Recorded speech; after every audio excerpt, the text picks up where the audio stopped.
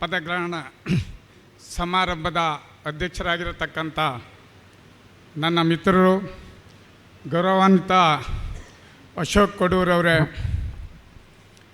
ಈಗಾಗಲೇ ತಮ್ಮನ್ನು ಉದ್ದೇಶಿಸಿ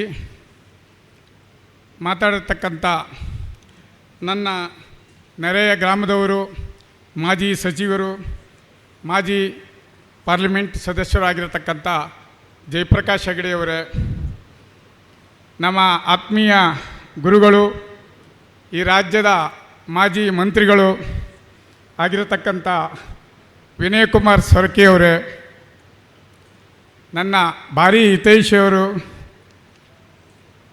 ಬೈಂದೂರಿನ ಮಾಜಿ ಶಾಸಕರು, ಗುರುಗಳು ಆಗಿರತಕ್ಕಂಥ ಸುಕುಮಾರ್ ಶೆಟ್ಟಿಯವರೇ, ಜಿಲ್ಲೆಯ ಕಾರ್ಯಾಧ್ಯಕ್ಷರಾಗಿರ್ತ ಕಿಶನ್ ಹೆಗ್ಡೆಯವರೇ, ನನ್ನ ಮಿತ್ರರು, ಈ ಜಿಲ್ಲೆಯ ಮಾಜಿ ಅಧ್ಯಕ್ಷರಾಗಿರ್ತಕ್ಕಂಥ ಜಿಲ್ಲಾ ಪಂಚಾಯತ್ ಅಧ್ಯಕ್ಷರಾಗಿರ್ತಂಥ ರಾಜು ಪೂಜಾರಿಯವರೇ, ಕೋಟಾ ಬ್ಲಾಕಿನ ಅಧ್ಯಕ್ಷರಾಗಿರ್ತಂಥ ಕುಂದರ್ರವರೇ, ಈಗಾಗಲೇ ಅಧಿಕಾರ ಹಸ್ತಾಂತರ ಮಾಡಿರ್ತಕ್ಕಂಥ ನನ್ನ ಮಿತ್ರರಾಗಿರ್ತಕ್ಕಂಥ ಹರಿಪ್ರಸಾದ್ರವರೇ, ಜಿಲ್ಲಾ ಸಹಕಾರಿ ಸಂಘದ ನಿರ್ದೇಶಕರಾಗಿರ್ತಂಥ ಮಹೇಶ್ ಹೆಗಡೆಯವರೇ, ನನ್ನ ಮಿತ್ರರು ವಕೀಲರು ಆಗಿರತಕ್ಕಂಥ ವಿಕಾಸ್ ಹೆಗಡೆಯವರೇ, ನನ್ನ ಸಂಬಂಧಿಯವರು ಕಂಬದಕೋಣ ಸಹಕಾರಿ ಸಂಘದ ಅಧ್ಯಕ್ಷರಾಗಿರ್ತಕ್ಕಂಥ ಪ್ರಕಾಶ್ ಶೆಟ್ಟರ್, ಬೈಂದೂರಿನ ಬ್ಲಾಕ್ ಕಾಂಗ್ರೆಸ್ ಅಧ್ಯಕ್ಷ ಅರವಿಂದ್ ಪೂಜಾರಿಯವರೇ, ನನ್ನ ಮಿತ್ರರು ವನಸೇವಾ ಬ್ಲಾಕ್ ಕಾಂಗ್ರೆಸ್ಸಿನ ಅಧ್ಯಕ್ಷರಾಗಿದ್ದ ಪ್ರದೀಪ್ ಶೆಟ್ಟರ್, ಹಾಗೂ ನನ್ನ ಮಿತ್ರರು ಮಾಜಿ ಜಿಲ್ಲಾ ಪಂಚಾಯತಿನ ಅಧ್ಯಕ್ಷರು, ಕರಾವಳಿ ಪ್ರಾಧಿಕಾರದ ಅಧ್ಯಕ್ಷರಾಗಿರ್ತಕ್ಕಂಥ ಎಮ್ ಎ ಗಫೂರ್, ನಾರಾಯಣ್ ಗುರು ಸಂಘದ ನಿಗಮದ ಅಧ್ಯಕ್ಷರಾಗಿರತಕ್ಕಂಥ ಪೂಜಾರಿಯವರೇ, ಹಿರಿಯರಾದ ಹಿರಿಯಣ್ಣವರೇ, ಅಶೋಕ್ ಪೂಜಾರಿಯವರೇ, ದೇವಕಿ ಸಣ್ಣೆಯವರೇ, ಕೆ ಪಿ ಸಿ ಸದಸ್ಯರಾಗಿದ್ದ ಮಲ್ಲಾಡಿ ಶಿವರಾಮ್ ಶೆಟ್ಟರೆ, ನನ್ನ ಮಿತ್ರರಾಗಿರ್ತಕ್ಕಂಥ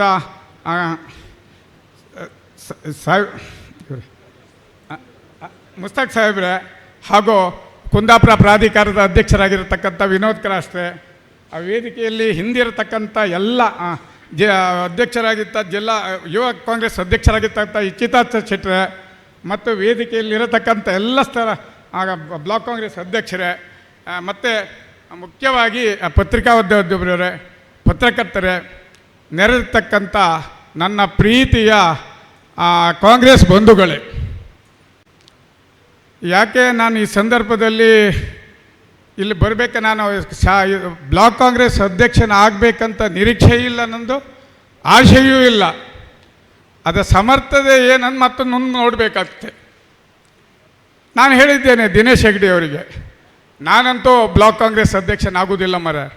ಈಗಾಗಲೇ ನಾನು ಕೋಟೇಶ್ವರ ವ್ಯವಸಾಯ ಸೇವಾದ ಸಂಘದ ಅಧ್ಯಕ್ಷನಾಗಿದ್ದೇನೆ, ಬ್ರಹ್ಮಾವರ ಸಕ್ಕರೆ ಕಾರ್ಯ ನಿರ್ದೇಶನಾಗಿದ್ದೇನೆ, ಅಕ್ರಮ ಸಕ್ಕರೆ ಸದಸ್ಯನಾಗಿದ್ದೇನೆ. ಎಷ್ಟು ಪೋಸ್ಟು ನಮಗೆಲ್ಲ, ಒಂದು ಪೋಸ್ಟ್ 2 ಪೋಸ್ಟ್, ಇದು ಎಷ್ಟು ಪೋಸ್ಟ್ ಬರ್ತಾ ಇದೆ, ನನಗೆ ಇದು ನಿಭಾಯಿಸಲಿಕ್ಕೆ ಸಾಧ್ಯ ಇಲ್ಲ ಅಂತ ದಿನೇಶ್ ಹೆಗ್ಡೆಯವರ ಮನವಿಯನ್ನು ನಯವಾಗಿ ನಾನು ತಿರಸ್ಕರಿಸಿದ್ದೇನೆ. ಆಮೇಲೆ ಅವರು ನಮ್ಮ ನಾಯಕರಾಗಿರ್ತಕ್ಕಂಥ ಪ್ರತಾಪ್ ಚಂದ್ರ ಶೆಟ್ಟರಲ್ಲೇ ಹೇಳಿದ್ರು, ಒಂದು ದಿವಸ ಕರೆದು, ಈಗ ಹರಿಪ್ರಸಾದ್ರಿಗೆ ಸಮಯ ಆಯಿತು, ಈಗ ಒಂದು ಬ್ಲಾಕ್ ಕಾಂಗ್ರೆಸ್ ಅಧ್ಯಕ್ಷರಾಗಬೇಕಲ್ಲ ಅಂತ.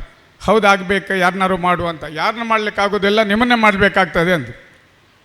ಮತ್ತು ಸ್ವಲ್ಪ ತಲೆ ವಿಷಯ ಆಯ್ತು, ನಾನು ಏನಾದ್ರು ಮಾಡಿ ಅದನ್ನು ದುಡ್ಬೇಕಂತ. ಆಗೋದಿಲ್ಲ ನೋಡಿ, ಈಗ ಕಾರ್ಯಕರ್ತರಿಗೊಂದು ಜನ ಬೇಕೇ ಅಲ್ವ ಮರ. ಆ ಕಾಂಗ್ರೆಸ್ ಮೇಲೆ ಪ್ರೀತಿ ಇಲ್ವ ನಿಮಗೆ? ಇಷ್ಟು ವರ್ಷ ಕಾಂಗ್ರೆಸ್ ಕೆಲಸ ಮಾಡಿದ್ದೀರಲ್ಲ, ಆದ್ದರಿಂದ ನೀವು ಅಧ್ಯಕ್ಷರು ಆಗಲೇಬೇಕಂದು. ಇವತ್ತಿನವರೆಗೆ ನಾನು ಪ್ರತಾಪ್ ಚಂದ್ರ ಶೆಟ್ಟರ ಯಾವ ಮಾತನ್ನು ಅವರು ತೆಗೆದುಹಾಕಿಲ್ಲ. ಸ್ವಲ್ಪ ಅನ್ಸಂಗ್ತಾ ಇತ್ತು, ಖುಷಿಯೇ ಇಲ್ಲ, ಕಷ್ಟ ಇತ್ತು. ಈ ಪರಿಸ್ಥಿತಿಯಲ್ಲಿ ನಡೆಸೋದು ಕಷ್ಟ, ಅದು ಇದೆ, ಇದು ಏನು ಮಾಡೋದು ಅಂತ ಭಾಳ ತಲೆ ವಿಷಯ ಆಯಿತು. ತಲೆ ವಿಷಯ ಆದರೂ ಅದು ವಹಿಸ್ಕೊಳ್ಳುವಂಥ ಒಂದು ಅನಿವಾರ್ಯ ಪರಿಸ್ಥಿತಿ ಬಂತು. ಮತ್ತೇನು ಗೊಂದಲ ಹಿನ್ನೆಲೆ ಆಗಿಲ್ಲ, ನಾವೆಲ್ಲ ಒಟ್ಟೆ ಒಂದೇ ಮನೆಯವರು, ಏನು ಕುಂದಾಪುರ ಕಾಂಗ್ರೆಸ್ನಲ್ಲಿ ಯಾವ ಗೊಂದಲೂ ಇಲ್ಲ. ಒಂದು ವೇಳೆ ಇದ್ದರೆ ನಾನು ಅದನ್ನು ಸರಿ ಮಾಡಿಕೊಳ್ಳಲಿಕ್ಕೆ ಸಮರ್ಥನಿದ್ದೇನೆ ಅಂತೇಳಿ ಈ ಸಂದರ್ಭದಲ್ಲಿ ಹೇಳಿದ್ದೇನೆ. ಹಾಗೆ ಅವ್ರ ಮಾತು ಬಿಡದೆ ನಾನು ಇದನ್ನು ವಹಿಸ್ಕೊಂಡೆ, ಅಲ್ಲ ಈಗ ವಹಿಸ್ಕೊಳ್ತಾ ಇದ್ದೇನೆ. ಆಮೇಲೆ ಹೋದೆ ನಾನು ವಿನಯ್ ಕುಮಾರ್ ಸೊರಕೆ ಅವ್ರ ಹತ್ರ ಹೋದೆ. ನಾನು ಪ್ರತಾಪಣ್ಣ ಬಿಟ್ಟರ ಮೇಲೆ ನಾನು ಏನಾದ್ರು ಹೋಗೋದಿದ್ರೆ ಅದು ವಿನಯ್ ಕುಮಾರ್ ಸೊರಕೆ ಹತ್ರ, ಮತ್ತು ಯಾರಲ್ಲಿ ಮುಂದೆ ಹೋಗೋದಿಲ್ಲ. ಆಸ್ಕರಣ್ಣ ಇರುವಾಗ ಅವ್ರ ಹಿಂದೆ ಇರ್ತಿದ್ದೆ, ಎಲ್ಲ ಸವಲತ್ತು, ಯಾವುದೂ ಸಮಸ್ಯೆ ಇರ್ತಾ ಇಲ್ಲ. ಕಡೆಗೆ ಅವರು ನೀವು ಹೇಗೆ ಸಿಕ್ಕಿ ಬಿದ್ರಿ ಮರ್ರಾಗೇನ್ರಿ, ಸಿಕ್ಕಿ ಬಿದ್ದು ಮರ್ರ ಏನು ಮಾಡೋಕೆ ಇಲ್ಲಲ್ಲ ಅಂದರೆ, ಸಿಕ್ಕಿ ಬಿದ್ದು ಪ್ರಶ್ನೆ ಇಲ್ಲ, ನೀವು ಸಮರ್ಥ ನಾಯಕ, ನಾನು ನಿಮ್ಮಿಂದ ಇದ್ದೇನೆ, ನೀವು ಹೋಗ್ಬೇಕಂತ ಹೇಳಿದರು. ಅಲ್ಲಿ ಮತ್ತೆ ಹೆಂಗೆ ಹೊರಟಾಯ್ತಲ್ಲ ಅಂದು ಮತ್ತೆ ದಿನೇಶ್ ಹೆಡ್ರ ಹತ್ರ ಕೇಳಿದ್ವಿ. ಮತ್ತು ಹರಿಪ್ರಸಾದ್ ಈಗ ಹೇಳ್ರಿ, ಹರಿಪ್ರಸಾದ್ ಭಾರಿ ತಾಳ್ಮೆಯ ಅಧ್ಯಕ್ಷರಂತ. ಅವ್ರು ತಾಳ್ಮೆಯ ಅಧ್ಯಕ್ಷರು ಹೌದು, ನಾ ಸ್ವಲ್ಪ ಜೋರು ಅಧ್ಯಕ್ಷರು ಹೌದು. ಆ ಜೋರು ನಂದಲ್ಲ, ನನ್ನ ತಂದೆ ತಾಯಿಯಿಂದ ಬಂದು ಜೋರು ನಂದು. ಆ ಜೋರನ್ನು ಅಲ್ಲಗಳಿಲಿಕ್ಕಾಗ್ತದೆ, ಒಪ್ತೇನೆ ನಾನು. ಆದರೆ ಒಂದಂತ ಹೇಳಿದರೆ, ನನ್ನ ಜೋರು ಯಾವಕ್ಕೆ ಜೋರು ಅಂತ ಹೇಳಿದರೆ, ನಾನು ಪ್ರಾಮಾಣಿಕವಾಗಿ ಇರ್ತೇನೆ. ಎಷ್ಟು ಸ್ತರಗಳಲ್ಲಿ ನಾನು ಕೆಲಸ ಮಾಡಿದ್ದೇನೆ. ಮಂಡಲ್ ಪಂಚಾಯತ್ ಸದಸ್ಯನಾಗಿದ್ದೇನೆ. ಮಂಡಲ್ ಪಂಚಾಯತ್ ಸದಸ್ಯನಾಗಿ ತನ್ಮೂಲಕ ಆ decentralisation of powers Rajiv Gandhi ಅವರದ್ದ ಆಗ ಗ್ರಾಮ ಪಂಚಾಯತ್ ಬಂದಾಗ 2 ಗ್ರಾಮದವರು ಅವಿರೋಧವಾಗಿ ನನಗೆ ಕಾಂಗ್ರೆಸ್ಸಿಗೆ 10 ಸೀಟು ಕೊಟ್ಟುಬಿಟ್ರು. ನಾನು ಜನರ ಕೆಲಸ ಮಾಡಿದ್ದೇನೆ, ಜನ ಮನೆಗೆ ಹೋಗಿ ಜನ ಕೆಲಸ ಮಾಡಿದ್ದೇನೆ. ಆಮೇಲೆ ಚುನಾವಣೆ ಆಯಿತು. ಆ ಚುನಾವಣೆಯಲ್ಲಿ ನನಗೆ 10 ಸೀಟು ಗೆದ್ದೆ ನಾನು. ಅಲ್ಲಿಂದ ನಾನು ಗ್ರಾಮ ಪಂಚಾಯತ್ ಬಿಟ್ಟು ಕೋಟೇಶ್ವರ ತಾಲೂಕ್ ಪಂಚಾಯತ್ ಬಂದೆ, ಅಲ್ಲಿಯೂ ಕೆಲಸ ಮಾಡಿದ್ದೇನೆ. ಕುಂಬಾಸಿ ತಾಲೂಕ್ ಪಂಚಾಯತಿ ಬಂದೆ, ಅಲ್ಲಿಯೂ ಕೆಲಸ ಮಾಡಿದ್ದೇನೆ. ನನಗೆ ಗೊತ್ತಿದೆ, ಬಟ್ ಈ ಪರಿಸ್ಥಿತಿಗೆ ಆ ಪರಿಸ್ಥಿತಿಗೂ ತುಂಬ ವ್ಯತ್ಯಾಸ ಇದೆ. ಇವತ್ತೇನು ಹೇಳಿದರೆ, ನಮ್ಮಲ್ಲಿ ಪಾರ್ಲಿಮೆಂಟ್ ಸದಸ್ಯರಿಲ್ಲ, ಆಮೇಲೆ MLA ಇಲ್ಲ, ಜಿಲ್ಲಾ ಪಂಚಾಯತ್ ತಾಲೂಕ್ ಪಂಚಾಯತ್ ಅದು ಚುನಾವಣೆ ಆಗಿಲ್ಲ, ಎರಡೂ ಸರ್ಕಾರಗಳು ಚುನಾವಣೆ ಮಾಡಿಲ್ಲ. ಆಮೇಲೆ ಗ್ರಾಮ ಪಂಚಾಯತು ಸಹ ಒಂದು 50% ಇದೆ. ಆ MLA ಮತ್ತು ಇದೆಲ್ಲ ಇಲ್ಲದೆ ಇದ್ದರೆ, MP ಇಲ್ಲದೆ ಇದ್ದರೆ ಕೆಲಸ ಮಾಡಲಿಕ್ಕೆ ಭಾಳ ಕಷ್ಟ. ಈ ಪರಿಸ್ಥಿತಿಯಲ್ಲಿ ನಾವು ಕೆಲಸ ಮಾಡಬೇಕಾಗ್ತದೆ. ಕಾರ್ಯಕರ್ತರು ಅಂದರೆ ಏನು? ಕಾರ್ಯಕರ್ತರು ಅಂದರೆ, ನಾನೀಗ ಕೋಆಪರೇಟಿವ್ ಸೊಸೈಟಿಯಲ್ಲಿ ಕೆಲಸ ಮಾಡ್ತಾ ಇದ್ದೇನೆ, ನೌಕರರಿಗೆ ಅಥವಾ CEO ಆದೇಶ ಮಾಡ್ತೇನೆ, ಅದೇ ಕೆಲಸ ನಡೀತಾ ಇರ್ತದೆ, ಅವ್ರಿಗೆ ಸಂಬಳ ಕೊಡ್ತಾರೆ. ಆದರೆ ಇಲ್ಲಿ ಹಾಗಲ್ಲ.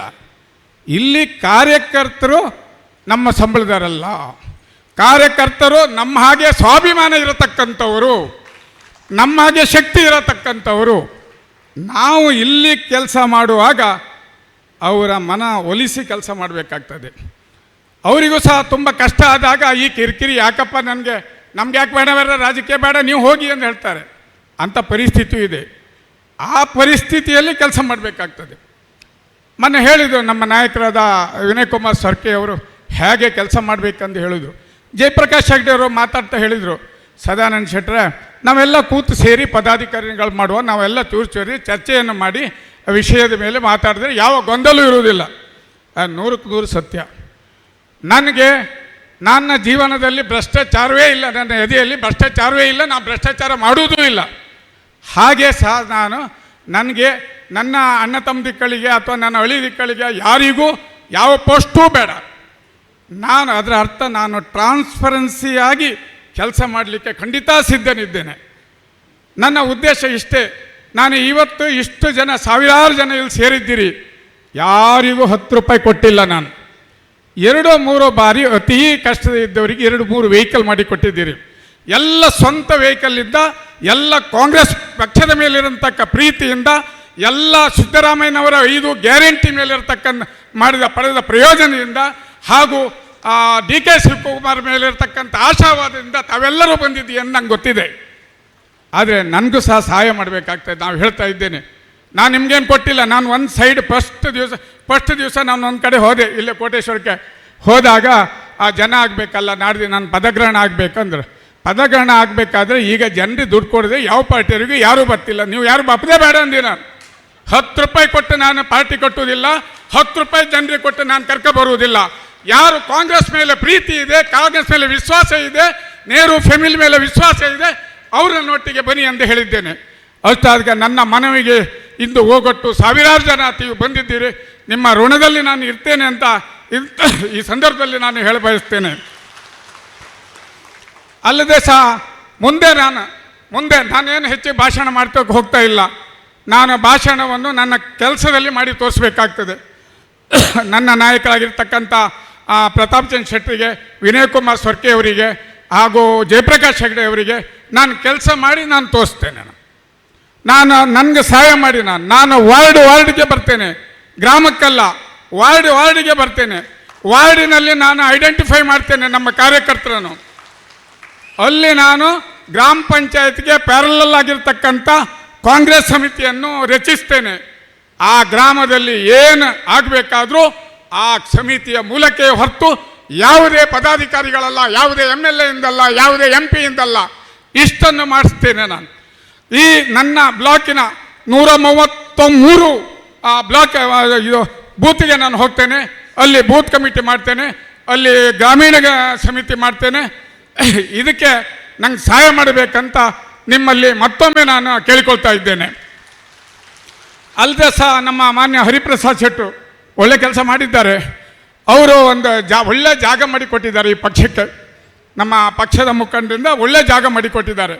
ಆ ಜಾಗದಲ್ಲಿ 1 ವರ್ಷದೊಳಗೆ ನಾನು ಎಲ್ಲರ ಹತ್ರ ಬೇಡಿ 10 ರೂಪಾಯಿ ಕೊಟ್ಟರು ಅಡ್ಡಿಲ್ಲ, 5 ರೂಪಾಯಿ ಕೊಟ್ಟರು ಅಡ್ಡಿಲ್ಲ, ಎಲ್ಲ ಕಾಂಗ್ರೆಸ್ ಇದರಿಂದ ಬೇಡಿ ಒಂದು ಒಳ್ಳೆ ಭವನ ಮಾಡ್ತೇನೆ, ಅದಕ್ಕೆ ತಮ್ಗೆ ಸಹಾಯ ಮಾಡಿ ಅಂತ ನನ್ನ ಪಕ್ಷದ ನಾಯಕರಿಗೂ ತಮಗೆಲ್ಲರಿಗೂ ಹೇಳಿ ಸಮಾರಂಭಕ್ಕೆ ಬಂದ ನಿಮ್ಮೆಲ್ಲರಿಗೂ ನನ್ನ ಏನೂ ಕೊಡಲಿಲ್ಲ, ನಿಮ್ಮ ಸೇವೆ ಮಾಡ್ತೇನೆ, ನಿಮ್ಗೇನೂ ಕೊಡಲಿಲ್ಲ, ಏನೂ ವ್ಯವಸ್ಥೆ ಮಾಡಲಿಲ್ಲ, ಇಷ್ಟು ಜನ ಬಂದಿರಿ ಪಕ್ಷದ ಪರವಾಗಿ, ಮುಂದೆ ನಾವು ಪ್ರತಾಪಣ್ಣ ಇರತಕ್ಕಂಥ ವೈಭವ ಕಾಂಗ್ರೆಸ್ಸನ್ನು ನೋಡೋಣ ಅಂತ ಹೇಳ್ತಾ ತಮ್ಮೆಲ್ಲರಿಗೂ ಮತ್ತೊಮ್ಮೆ ಒಂದಿಸಿ ನನ್ನ ಮಾತನ್ನು ಮುಗಿಸ್ತೇನೆ.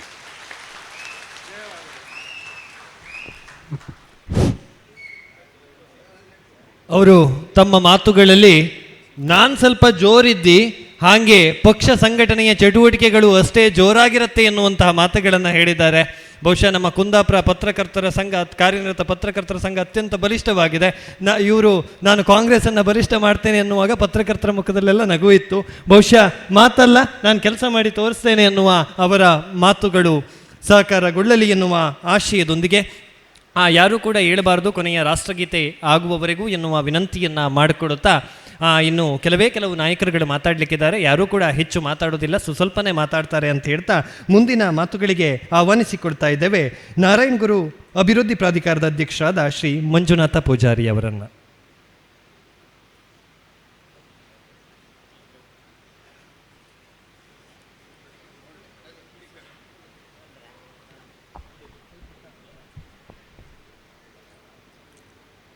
ಬ್ಲಾಕ್ ಕಾಂಗ್ರೆಸ್ ಸಮಿತಿ